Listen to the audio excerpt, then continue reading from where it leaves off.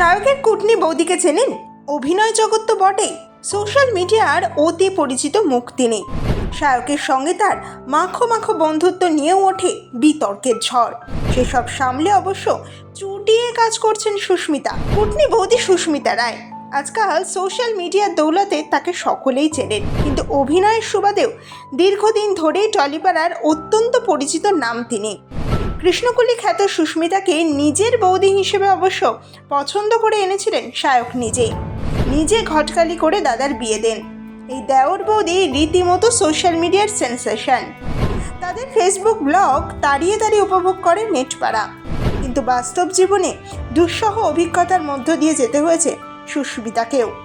পর্দায় তিনি চাঁদরেল খলনায়িকা, কিন্তু ক্যামেরা সরলে তিনি কখনো এক লড়াকু নারী, আবার কখনো দমে না যাওয়া অভিনেত্রী।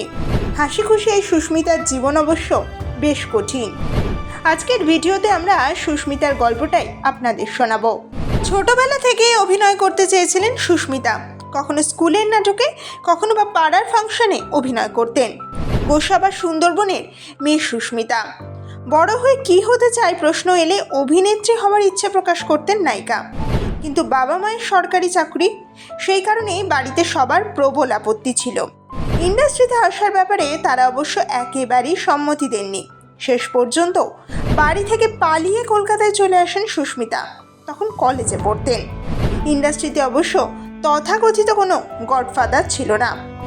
দুবেলা দুমুঠো খাবার আর মাথার উপর একটা ছাদের জন্য দিনের পর দিন লড়াই করতে হয়েছে সুস্মিতাকে। শিয়ালদার ফুটপাতে ত্রিপলের নিচেও তার দিন কেটেছে। যারা সেখানে থাকেন তারাই অবশ্য চাল, সবজি, ডাল, নুন, মশলা আর হলুদে ফোটানো যে খাবার খান সেটাই সুস্মিতাকে দিয়ে দিতেন। টাকার অভাবের কারণে সোনারপুর থেকে অবশ্য সল্টলেক পর্যন্তও কখনো কখনো হেঁটে অডিশন দিতে যেতে হয়েছে। বাড়িতে জানতে পেরে সুস্মিতার সঙ্গে অবশ্য তারা সমস্ত সম্পর্ক শেষ করে দিয়েছিলেন, কিন্তু কলকাতাতে নিজের বাড়ি গাড়ি করার স্বপ্নটা কিন্তু সুস্মিতা ছাড়েননি। দীর্ঘ লড়াইয়ের পর আজ তিনি সফল। মেয়েকে নিয়ে গর্ব অনুভব করছেন আজ বাবা মা।